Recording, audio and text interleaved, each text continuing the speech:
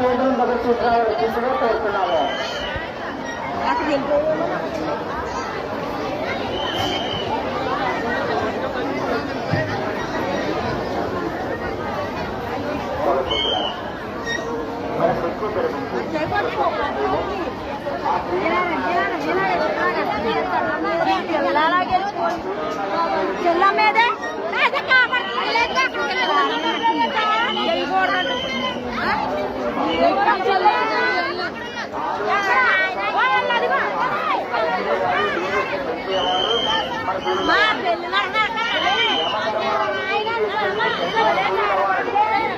అలాంటి సూర్య భగవాన్ని మనం పూజించినట్లయితే ఆయన కుమారులైనటువంటి వాళ్ళిద్దరు అనుగ్రహం కూడా మనపై కలుగుతుంది. ప్రతి ఒక్కరి జీవితంలో వాళ్ళు ఎంత ఇంపార్టెంట్ పడుతుందో మనందరికీ తెలుసు.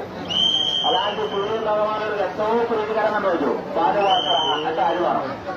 కనీసం ఆ ఒక్క రోజైనా మధుమాంసాదులు దూరంగా ఉండి ఆ సూర్య భగవాను పూజించినట్లయితే మనలో కానీ మన ఆరోగ్యంలో కానీ మన తేజస్సులో కానీ ఎంత మార్పు అనేది వస్తుందో ప్రత్యక్షంగా నేను చెప్పాల్సిన పని ఆ మార్పు అనేది మీలో ఆ మార్పు అనేది మీకే అర్థమవుతుంది.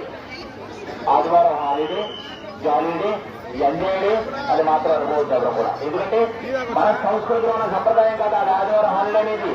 ఇతర దేశాల వారు మన జ్ఞానాన్ని, మన తేజస్సుని, మన మేధస్సుని మసగబాదడానికి చేసిన మాయది ఆదివారం హాలిడే. ఎక్కడైనా తెలుసుకోండి, ఆదివారం అన్నిటికీ దూరంగా ఉండండి, ఆ సూర్య భగవానుని పూజించండి.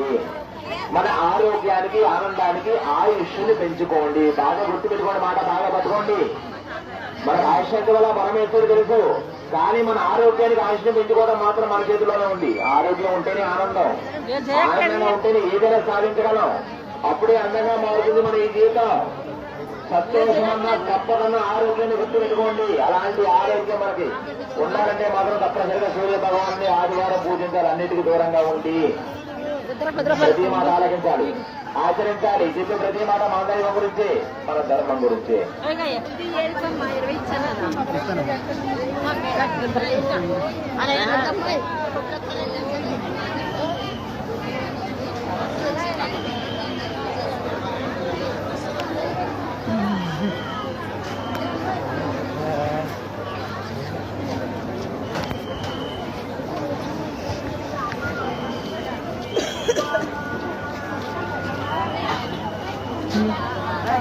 నడవడ తెగారు కనపడ్డారా?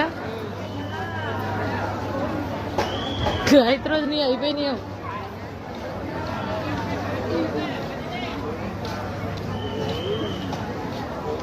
బియ్యం పోసేది చూడండి.